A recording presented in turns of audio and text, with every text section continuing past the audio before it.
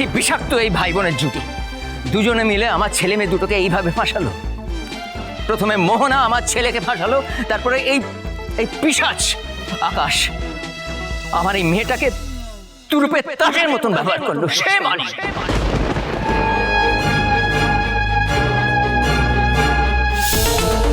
তোমরা সবাই এই বিয়েটার জন্য শুভকে রেসপন্সিবল বলেছিলে না? এবার দেখো,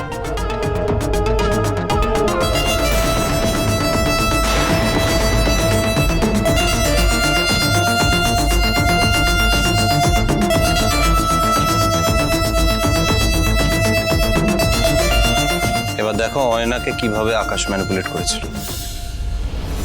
আমি কি ঠিক করছি মিস্টার স্যার? দেখা হয় না, তোমার আর তোমার সন্তানকে বাঁচানোর এটাই তো একমাত্র রাস্তা। বাড়িতে কাউকে না জানিয়ে ঠিক হচ্ছে কি এটা করা মিস্টার স্যার? আমার খুব ভয় করছে।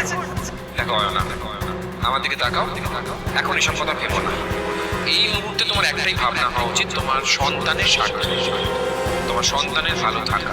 আর একটা কথা নিজের মনের মধ্যে গেঁথে নাও, তুমি যা করছো নিজের সন্তানের ভালো জন্য ভাবছো।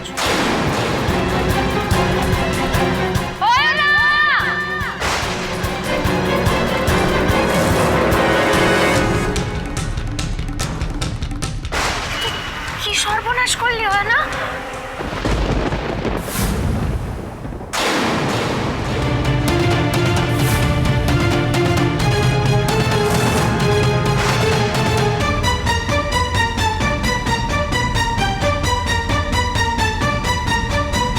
ছোট কাম্মা,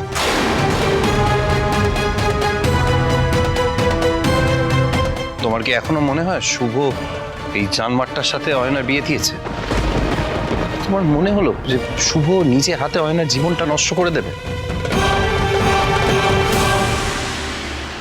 এই মিসআন্ডারস্ট্যান্ডিংটা হতোই না যদি অয়না সেদিনকে সত্যি কথাটা বলে দিত, কিন্তু সেদিনকেও সত্যি কথাটা বলেনি। বৌদি ভাই মিথ্যে কথা বলছে। ও নিজে মন্দিরে দাঁড়িয়ে থেকে আমাদের বিয়ে দিয়েছে। কেন অয়না, উত্তরটা দে। আজ তুই সেদিনকে সত্যি বলিসনি বলে শুভকে অপমানিত হতে হলো।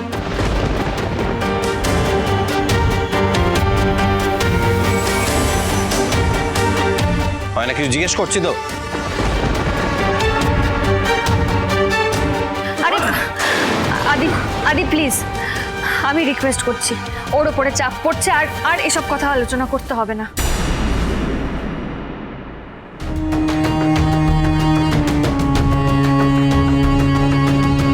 শুভ, আমি ওকে টেনশন দিচ্ছি না, শুধু এটুকুই বলছি ও যদি সেদিনকে সত্যি কথাটা বলে দিত তাহলে তাহলে আজ এই মিসআন্ডারস্ট্যান্ডিংটা হতোই না।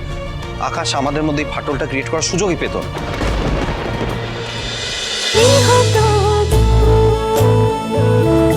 গৃহপ্রবেশ সোম থেকে রবি রাত 10টায় স্টার জলসায় ও জিও হটস্টারে।